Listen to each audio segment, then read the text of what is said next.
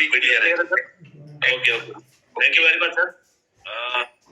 बात करना चाहूंगा सर, मैं जब इस इंडस्ट्री में आया और रेनाटस में आया, तो जब मैंने जूम स्टार्ट किया तो पहला ही होस्टिंग मैंने आपका ही सुना था सर। तो मैं लकी फील करता हूँ अपने आप को कि आपने मौका दिया मुझे इनवाइट करने का यहाँ पर। तो thank you very much Shashi Shukla ji, बहुत अच्छा लगा सर। दोस्तों, जैसे सर ने बताया, मैं सबसे पहले तो शुक्रगुजार हूँ उस परमपिता परमेश्वर का जिसने इस शानदार धरती पर मुझे यहाँ पे जन्म दिया। उसके बाद मेरे माता पिता, और उसके बाद जो दो दोस्त मेरे ऐसे जिनको मैं अवॉइड कर रहा था, इस इंडस्ट्री से अवॉइड कर रहा था, वो मेरे साइड पे आए और उन्होंने मुझे प्रोडक्ट के बारे में बताया। बट दैट टाइम मुझे बिल्कुल मालूम नहीं था कि ये क्या इंडस्ट्री है, ये क्या करते हैं। एक्चुअली मैं मेरी बात करना चाहूंगा तो मुझे करीबन 20 साल से ऊपर होगा इस इंडस्ट्री में। मेरा नाम विजय सिंह चित्रोड़िया है, बेसिकली गुजरात से बिलोंग करता हूँ। बाय क्वालिफिकेशन मैं सिविल इंजीनियर हूँ और मेरा काम भी करता हूँ, मेरी साइट भी संभालता हूँ और इसके साथ में मैं रेनाटस भी कर रहा हूँ। दोस्तों, इस इंडस्ट्री में आने का कारण मेरा एक ही था, नोवा। रेनाटस में आने का कारण मेरा एक ही था, नोवा। क्योंकि मैं एक्चुअली सब पहले बहुत कम कंपनियां की और जो भी की है उसमें हमने टॉप किया है। तो टॉप करने से आदत सी हो गई थी हमारी इस इंडस्ट्री में। बट कहीं ना कहीं पर ऐसा लग रहा था कि जिस कंपनी को हम पहले रिप्रेजेंट कर रहे थे वहां पर हम पे आउट ले रहे थे, लेकिन लोगों के पे आउट नहीं बन रहे थे। और फिर हमने रिजाइन दे दिया वहां पर। 1 लाख के पे आउट पे में था जब मैंने रिजाइन दे दिया वहां पर। और फिर अपनी साइड में संभाल रहा था, अपनी कंस्ट्रक्शन की साइड में संभाल रहा था। उसी दरमियान 2 दोस्त मेरे आए वहां पर। मैं प्राउड से नाम लेना चाहूंगा मिस्टर मासूमनी सर और मिस्टर लक्ष्मण प्रजापति सर, जो गुजरात की फर्स्ट आईडी है यहाँ पर रेनाटस के अंदर। और वो लोग आए, मैंने उनको कंप्लीटली अवॉइड कर दिया कि सर नहीं, अब कोई इस इंडस्ट्री में आना ही नहीं है, मेरा जो काम है मैं वही करूंगा। तो उन्होंने बोला सर आपको काम नहीं करना है, खाली एक प्रोडक्ट है, आप ले लीजिए, बहुत ही बढ़िया प्रोडक्ट है, आप इस्तेमाल कीजिए, रिजल्ट मिलेगा, फिर आप देखना। तो मैं सोच रहा था ये प्रोडक्ट मेरे तो कोई काम का नहीं है। लेकिन दोस्तों, मैं आपसे बताना चाहूंगा, मेरी जो माता जी है, मेरी जो मम्मी है, उनको पिछले 17 सालों से डायबिटीज, और जैसे मैंने प्रोडक्ट उनको ही दिया पहले, आप यकीन नहीं मानोगे, पहले 1 महीने के अंदर उनकी जो डायबिटीज 400 के आसपास थी वो 116 के आसपास हो गई। तो मुझे अंदर से लगा यार ये प्रोडक्ट में दम है। फिर मैंने बुलाया, उन लोगों को सामने से बुलाया कि सर आओ, वो प्रोडक्ट जो आपने दिया था मुझे उसके बारे में डीप में समझना है। क्योंकि मुझे अंदर से लग रहा था कि जिस प्रोडक्ट में दम हो, क्योंकि मार्केट में 2 तरह के प्रोडक्ट्स होते हैं। एक प्रोडक्ट ऐसा होता है जिसको पुश करना पड़ता है और एक प्रोडक्ट ऐसा होता है जो ऑटो पुश होता है। उसी दौरान मेरी मुलाकात होती है, जब मैंने उनको बुलाया वहां पर मेरी साइड पे, तो उस टाइम उनके साथ एक और शख्सियत थी, मैं बड़े प्राउड के साथ उनका नाम लेना चाहूंगा, मिस्टर गुरमीत सर। शायद अगर वो नहीं आता तो मैं इस बिजनेस में नहीं आता, क्योंकि जो कैलकुलेशन उन्होंने दिखा है, जो बिजनेस के फंडेज उन्होंने बताए मुझे, और जिस तरह से उन्होंने प्रेजेंटेशन किया था मेरे सामने, सर आपको सैल्यूट है कि अगर उस दिन आप ना हो तो शायद मैं इस बिजनेस में नहीं आता। इसके बाद मैं थैंक्स करना चाहूंगा हमारे मेंटर मिस्टर निर्वाण चौधरी सर और राजवीर शेखौन सर।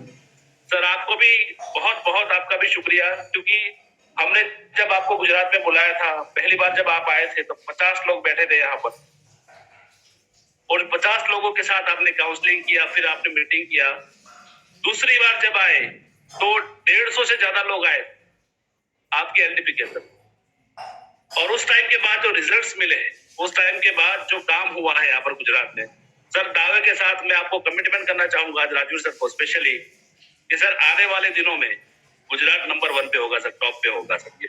ये मेरा दावा है, ये मेरा वादा है। क्योंकि यहाँ पर जो काम करने का तरीका है, हम अक्सर देखते हैं रिटेल में आते हैं तो वहां पर पंजाब और हरियाणा का नाम होता है, बाकी स्टेटों का नाम ही नहीं होता है। बहुत अच्छा लगता है वहां पर इतनी अच्छी कंपटीशन देती है। लेकिन गुजरात वाले भी सर कम नहीं है, बहुत जल्द आ रहे हैं नंबर 1 की रेस पे। इस इंडस्ट्री में मैं पिछले 20 सालों से हूँ। मैं रेनाटस जब स्टार्ट किया तो मैंने 0 से स्टार्ट किया था। मैंने अपना जो सारा नॉलेज था, सारा कुछ था, मैंने उसको एकदम 0 कर दिया था। जैसे गुरमीत सर ने बताया, जैसे लक्ष्मण जी ने बताया, मैंने वैसे ही काम इस इंडस्ट्री में किया है। लेकिन 2-3 चीजें ऐसी है जिसपे मैं हमेशा कहता हूं कि अगर ये हो गया तो वो डेफिनेटली बहुत बड़ा काम हो सकता है इसके अंदर। सबसे पहली चीज मैं इस बिजनेस में मानता हूं कि इस इंडस्ट्री में आपको सक्सेस होने के लिए कोई बड़े बड़े काम नहीं करने, कोई बड़े बड़े स्टेप नहीं लेने हैं, आपको छोटे छोटे कदम लेने हैं। पहले छोटे छोटे कदम से ही आप बड़े यहाँ पे बन सकते हो, बड़ी सफलता आप यहाँ से पा सकते हो। मैं आपको यहाँ पे कुछ सिखाने नहीं आया, लेकिन मैं जो कर रहा हूँ वही आपसे आज बताने आया हूँ। दोस्तों एक चीज है, मैं एक स्टोरी के जरिए आपको बताना चाहूंगा कि ऑस्ट्रेलियन फ्रोजन हाउस का नाम सुना होगा। ऑस्ट्रेलियन फ्रोजन हाउस मतलब एक ऐसा कोल्ड स्टोरेज जहां पर कुछ प्रोडक्ट रखी जाती है, जहां पर -40 डिग्री टेम्परेचर होता है। तो एक बार क्या होता है, ऑस्ट्रेलियन फ्रोजन हाउस के अंदर 5:30 बजे उनका प्लांट बंद होता था, और वहां का जो जनरल मैनेजर था वो 5:30 के बाद वो चेक करने गया कि अंदर कोई रही तो नहीं गया ना। वहां पर सिस्टम ऐसी थी कि आप वहां पर जाते हो तो दरवाजा बाहर से ही खुलता है, अंदर से नहीं खुलता है। अब जैसे ये बंदा अंदर चला गया, उसको पता नहीं था, सारे लोग निकल गए थे, ये अंदर -40 डिग्री टेम्परेचर में वहां पर फंस गया। उतने में उसकी जान जाने ही वाली थी, उतने में एक बंदा दौड़ता हुआ आया, भागते हुआ आया वहां पर, और भागते भागते उसने दरवाजा खोला और बाहर उसको निकाला। और जैसे ही बाहर आया, वो मैनेजर बोला कि भाई साहब कौन हो आप? तो बोला सर मैं आपकी कंपनी का एक सिक्योरिटी गार्ड हूँ। जब आप मॉर्निंग में आते हो तो गुड मॉर्निंग कहते हो एवरी डे, और जब जाते हो तो आप गुड नाइट कहते हो। आज आपका गुड मॉर्निंग तो सुन लिया था, लेकिन आपकी गुड नाइट नहीं सुनी थी दोस्त। सो इसलिए मैं आ गया यहाँ पर आपको ढूंढते ढूंढते। कहने का तात्पर्य यह है दोस्तों कि पहल करनी पड़ेगी आपको। अगर आप पहल करोगे तो दुनिया पहल करेगी, और जिस दिन आप पहल करना छोड़ दिए उस दिन दुनिया आपको भूल जाएगी, आपको पता भी नहीं चलेगा। तो थैंक्स टू राजवीर शेखवन सर कि उन्होंने एक पहल की, शानदार पहल की यहाँ पर इंडस्ट्री के अंदर, और अचीवर ग्रुप जैसा ऐसा एजुकेशन सिस्टम बनाया जहां पर एवरी डे हर एक कोई आके यहाँ पर बहुत अच्छा नॉलेज ले सकता है। मैं हमेशा कहता हूँ इस इंडस्ट्री में ऐसे लोग आते हैं जो जीरो से हीरो बनते हैं, और ये जीरो से हीरो बनने का जो रीजन है वो एक ही रीजन है कि यहाँ पर एजुकेशन बहुत ही शानदार मिलता है। वीरबान चौधरी सर, जिनके साथ में लास्ट टाइम सूरत में हम 2 दिन रहे थे साथ में, सर क्या बात हो, क्या नॉलेज था सर के साथ। उन्होंने जो नॉलेज हमें दिया उस टाइम, उसके बाद ये लगा कि अगर ये बंदे कर सकते हैं तो हम डेफिनेटली यहाँ पे गुजरात में बूम कर सकते हैं। और उसके लिए चाहिए कि आपको एक बिलीव सिस्टम चाहिए। बिलीव सिस्टम क्या होती है? अक्सर लोग कहते हैं कि यार मेरा काम नहीं बन रहा, मेरा ये हो नहीं रहा, लेकिन उसके लिए आपको सबसे पहले मैं चाहूंगा कि आपके अंदर वो बिलीव सिस्टम होना चाहिए, और बिलीव सिस्टम एकदम स्ट्रांग होना चाहिए। कई बार फिल्में हमें बहुत कुछ अच्छा सिखाती है। मैं यहाँ पर कोई फिल्म को प्रमोट नहीं कर रहा हूं, लेकिन मेरी बात को समझना। बहुत सालों पहले एक मूवी आई थी करण अर्जुन, शायद आप सब लोगों ने सुना होगा करण अर्जुन। वहां पर जो लीड हीरोइन थी मिस राखी जी, वो बोलती थी मेरे करण अर्जुन आएंगे। बिलीफ सिस्टम स्ट्रांग था एकदम। उस टाइम उस ठाकुर बोल रहा था कि मैंने मेरे हाथों से उसको मार डाला, वो नहीं आएंगे। मंदिर में जाती है, पुजारी को बोलती है कि मेरे करण अर्जुन आएंगे। पुजारी बोलता है वो मरे हुए इंसान कैसे आ सकते हैं, लेकिन उसकी जो बिलीफ सिस्टम थी ना वो स्ट्रांग थी। सरदार मिल्खा सिंह जब पाकिस्तान में आखिरी रेस दौड़ने गए तो वहां के कोच ने उनको बोला कि सरदार जी आपकी आखिरी जो होती है, उनका बिलीफ लेवल एकदम स्ट्रांग था, उन्होंने बोला दौड़ूंगा वैसे ही। मैं आपसे यही कहना चाहता हूं दोस्तों, बिलीफ लेवल जो होता है ना वो 100% होता है। 99% बिलीफ लेवल आपका नहीं चलता है। अगर 100% आपका बिलीफ लेवल है तो ही आप मार्केट में जाओ। और ये बिलीफ लेवल आपके अंदर डेवलप कैसे होगा? ये बिलीफ लेवल आपके अंदर डेवलप होगा कहां से? लगातार काम करने से, लगातार प्रयास करने से, लगातार एफर्ट करने से। और लगातार एफर्ट मतलब आपको कंसिस्टेंट काम करना है। कंसिस्टेंट का क्या काम करना है आपको? तो सबसे पहले क्या करना है आपको? मैं बताना चाहूंगा इस इंडस्ट्री में 2 तरीके के लोग आते हैं। एक जो लोग आते हैं जिसको पार्ट टाइम में बिल्ड करते हैं, और एक जो लोग आते हैं जिसको फुल टाइम में बिल्ड करते हैं। मैंने अक्सर देखा है कि पार्ट टाइम वाले लोग ज्यादा आगे निकल जाते हैं और फुल टाइम वाले लोग पीछे रह जाते हैं। इसका कारण क्या है? इसका कारण एक ही है कि जो पार्ट टाइम में लोग काम करते हैं वो उसको पार्ट टाइम में भी फुल टाइम करते हैं। अगर आप पार्ट टाइम में काम कर रहे हो, मैं आपको सुझाव देना चाहूंगा, अगर आप पार्ट टाइम में काम कर रहे हो तो कम से कम 2 से 3 प्लान आपके होने चाहिए। अगर फुल टाइम काम कर रहे हो तो डेली आपके 5 प्लान होने चाहिए। इस हिसाब से अगर पूरे महीने का आप कैलकुलेशन लगाओगे दोस्तों, क्या होगा आप सोचो, कितनी बड़ी इनकम आपकी हो सकती है। लेकिन इस काम को आपको कंसिस्टेंट करना पड़ेगा, रेगुलर करना पड़ेगा। कल जैसे बिरबान सर ने बताया कि लोगों के अंदर विश्वास ही नहीं होता है, और ये बिलीफ लेवल, विश्वास कहां से डेवलप होता है? आपको लगातार काम करने से, सीखते रहने से। कई बार लोग क्या करते हैं कि यहाँ पर आ तो जाते हैं लेकिन हमेशा अपना ढक्कन बंद रखते हैं, और जो लोग अपना ढक्कन बंद रखते हैं ना दोस्तों, वो जिंदगी में कभी आगे प्रगति नहीं कर सकते। हमेशा अपने ढक्कन को खुला रखिए यहाँ पर, क्योंकि मैं हमेशा चाहता हूं कि जो लोग सीखते हैं, लगातार सीखते हैं, चाहे कोई भी लीडर से हो, मैं हमेशा जूम मीटिंग में आता हूं, कोई भी लीडर हो, मैं डायरी पेन लेके बैठता हूं, सीखता हूं, पॉइंट्स लिखता हूं। क्यों? क्योंकि मुझे पता है कि ये पॉइंट मेरे लिए नए हैं, शायद मेरे लिए पुराने भी हो, लेकिन मैं उसको लिखता हूं। क्यों? क्योंकि हम पुराने हैं लेकिन मार्केट में हम जाते हो तो वो तो बंदे नए हैं हमारे साथ। जो लोग मानते हैं अपने आप को कि यार मुझे सब कुछ आता है, 20-20 साल से इंडस्ट्री में, 10 साल से इंडस्ट्री में, 5 साल से इंडस्ट्री में, सब कुछ आता है हमें, और वो नोट नहीं बनाते, वो कुछ लिखते नहीं है। पर मेरे यारों, मैं आपको बताना चाहता हूं कि आपको आपके लिए नहीं लिखना है, आपकी टीम के लिए लिखना है। क्योंकि आपकी टीम में जो बंदे आ रहे हैं वो तो नए हैं, फ्रेशर है, और उनके लिए अगर आप लिखोगे तो हो सकता है उनके लिए ये चीजें नहीं होगी, वो भी नोट डाउन करेंगे, वो भी आगे समझाएंगे। क्योंकि हमारा बिजनेस डुप्लीकेशन का भी है। आप करोगे वही करेगी टीम। आप अगर आप नहीं करते तो टीम कैसे करेगी? कंसिस्टेंट इसको करना है, सारी चीजों को कंसिस्टेंट करना है। लोग चाहते हैं कि मेरा पे आउट बन रहा है 1 लाख, 1.5 लाख, 2 लाख, 3 लाख, 4 लाख, 5 लाख, 10 लाख, लेकिन पे आउट में जो कंसिस्टेंसी चाहिए वही कंसिस्टेंसी आपको काम में भी करनी पड़ेगी दोस्तों। जैसे कल विद्वान ने बताया कि 40 साल का काम आपको 4 साल में करना है, तो 4 साल में अगर आपको करना है तो किस कंसिस्टेंसी के साथ यहाँ पर काम करना पड़ेगा। और लगातार कंसिस्टेंसी क्या होगा कि आपका बिलीफ लेवल जो है ना एकदम स्ट्रांग हो जाएगा, और जब आपका बिलीफ लेवल स्ट्रांग हो जाएगा तब कोई चीज आपको रोक नहीं सकती। आपके भी करना चुनाएंगे, आपका एकदम 100% हो जाएगा दोस्तों। बेसिक पे काम करना पड़ेगा। लोग हम अक्सर भूल जाते हैं कि हमारा यहाँ पर जो काम है वो लोगों को रिक्रूटमेंट करना होता है, नए लोगों के साथ काउंसलिंग मीटिंग करनी पड़ती है, टीमों के जाके अंदर लोगों को मोटिवेट करना पड़ता है, लोगों के अंदर बिलीफ लेवल, जो आपके अंदर बिलीफ लेवल है, लोगों के अंदर भी वो बिलीफ लेवल डालना पड़ता है, और ये बिलीफ लेवल तभी डालेगा जब आपके अंदर होगा। लेकिन हम बेसिक पे ध्यान नहीं देते, हम सीधा क्या ट्राई करते हैं।